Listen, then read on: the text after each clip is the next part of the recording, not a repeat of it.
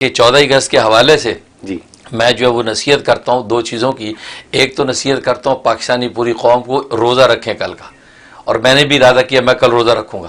کل ایک تو منڈے ہے، اور منڈے کا روزہ ویسے بھی سنت ہے جی پیر کا روزہ، اور 14 اگست کیونکہ آزادی ملی ہے اس میں نے دن. پڑھا آپ کا وہ پڑھا آپ نے؟ جی، بالکل ہاں. جی، جی. میں نے نصیحت کی اور بہت سے لوگوں نے مجھے جو ہے وہ فیڈ بیک دیا کہ ہم روزہ کل رکھ رہے ہیں. جی یہ کتنی بڑی یعنی قوم کی محبت کی بات ہے ملک کے ساتھ. جی. کیونکہ میں نے کہا یہ انبیاء کی سنت ہے جی. کہ آپ یوم آزادی پہ روزہ رکھیں. جی. ہلڑ بازیاں بعد کی بات ہے، آپ روزہ رکھیں.